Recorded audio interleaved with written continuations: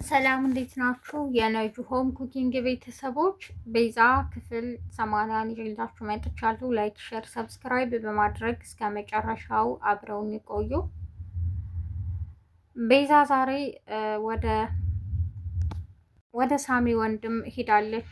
ራሷን ሉላ አድርጋ ሁለቱም መንታዎች ስለሆኑ ምንም መለየት አልቻለም። ሱራፌል የኔን ምክር አልሰማ ብላ በራሷ ወስና ሄዳለች እያለ ብቻውን ይበሳጫል። ሳሚም ምን ጉድ ውስጥ ነው የገባ ነው ይላል። ወይዘሮ ዘርፌ ስለሌለች ድንገት ይመጣል ዶክተሩ እና ቤዛ ሉላ መሆኗን እንጂ ቤዛ መሆኗን በፍጹም አልተጠራጠረም።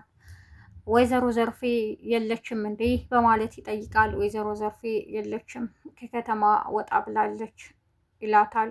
ትለዋለች እሱም አዎ አየር እቀበላለሁ ብላለች ነገሩ እና ሰው የሌለበት ባለቤቷ የሌለችበት መምጣት አግባብ ነው ትለዋለች። አይ እኔ ምንም ፈልጌ አልመጣሁም ይላታል። ሳሚ በጣም ብዙ ጊዜ ወደ ቤዛ ይደውላል። ሱራፌልም በተደጋጋሚ ሲደውል ሱራፌል አሁን ወቅቱ አይደለም ጊዜው አይደለም አላነሳም እያለች ስልክ ስለምትዘጋ በቤዛ በጣም ተናዷል።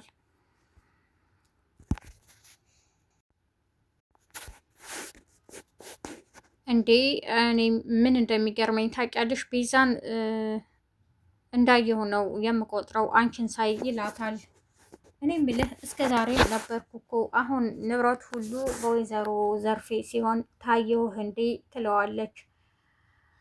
ቤዛ ምን እንዳሰበችለት ምንም አላወቀም። ዶክተሩም ቤዛ መሆኗን ሲያውቅ ምን እንደሚያደርግ አይታወቅም። ሱራፌል በጣም ተናዷል። ቤዛ የምትባል አላውቅም ይላል። እቤትም ሉላን ይሰድባታል። አንቺ ነሽ እዚህ ሁሉ ጣጣ ያስገባሽን አንቺ ነሽም ይላታል።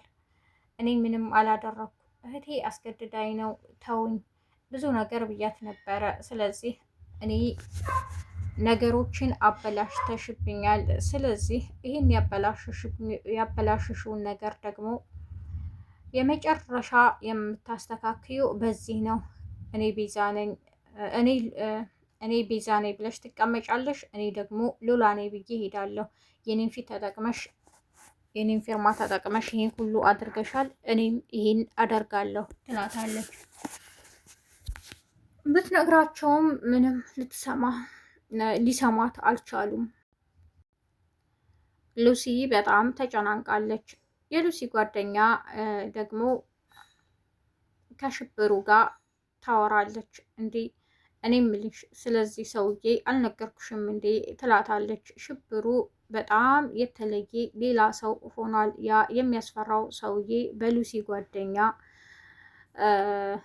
ስለተፈነከተ ይህን የሚያክል ሰውዬ ማንም ደፍሮት አያውቅም። እሷ ደፈረችኝ፣ ማናት እንደዚህ ያደረገችኝ እያለ ብቻውን ማውራት ጀምሯል። ዶክተሩ ጋር በመሄድም ዶክተሩን የሆነ ያወራዋል። እኔ ምልህ ጉዳይ ምን ደረስልህ? ሉሲን አገኘሃት? በማለትም ይጠይቀዋል። ሉሲ ማናት? በማለትም ሽብሩ ይመልሳል። እንዴ ምን ማለት ነው ደግሞ ሉሲ ጠፋችህ እንዴ? የመጣህበትንም ጉዳይ ረስተሃል ማለት ነው ይለዋል። እኔ አንዲት ልጅ ተዋውቅ ያለው ሳሮን የምትባል እያለም ይነግረዋል። ዶክተሩ ስለደነገጠ ማናት ሳሮን ምን ማለት ነው ይለዋል። ሳሮንን መንገድ ላይ ያገኛታል።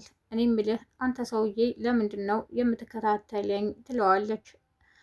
እኔ ምልሽ ደግሞ ለምንድን ነው የምትጮሂብኝ? እኔ ማን እንደሆንኩ አታውቂም ይላታል። እንዴ አንተ ማነህ?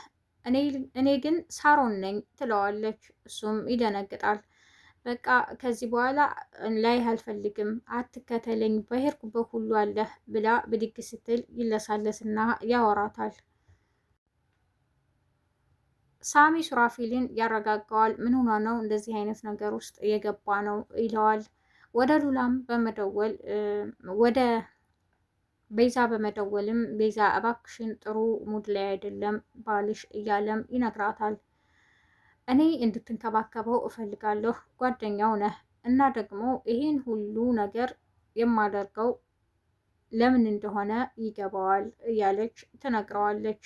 ግን ለምንድን ነው በዚህ ልክ ድርቅ ያልሽው? ይላል ሳሚ ስለተናደደ። ዶክተሩ ለሽብሩ እንዴ ሳሮን እኮ ልጅ አላት የወለደችው ደግሞ ከሳሚ ነው በማለትም ነግሮት ስለነበረ ሽብሩ በጣም ተናዷል። ሳሮንን ሲያገኛት ልጅ ያለሽ አይደል ይላታል። እንዴ ኖረኝ አልኖረኝ ደግሞ ምን አገባህ ትለዋለች። እና ደግሞ ከሳሚ ነው የወለድሽውም ይላታል። አዎ ሳሚ ከዚህ በፊት ባሌ ነበር፣ አሁን ግን ተለያይተናል እና ምን ይሁን ደግሞ አንተ ስለ እኔ ልጅ መኖር አለመኖር ምን አገባህ ትለዋለች። እኔማ ምንም አያገባኝም ይላታል። ዶክተሩ ያለውም በሙሉ ያስታውሳል። አሁን ገና ገባኝ ማን እንደነገረ ማንም ጓደኛህ እንደሆነ ትለዋለች። እሱም አዎ በቃ ይቅርታ፣ ስለዚህ መጠየቅ ስላለብኝ ነው ይላል። ሽብሩ በጣም ደንግጧል። ቤዛ እዚህ ራሷን ሉላ አድርጋ አፋጠዋለች። ጥያቄዎቿንም ቀጥላለች። እኔም ብልህ ማንን ለመጉዳት ፈልገህ ነው ይህንን የምታደርገውን በማለት ትጠይቀዋለች። እኔ ማንንም አልጎዳም፣ ስታይኝ ክፉ እመስላለሁ፣ እኔን ክፉ ያደረጉኝ ሰዎች ናቸው ደግሞ ይላታል። እሷ ምንም ልታምነው አልቻለችም። ትታውም ትገባለች።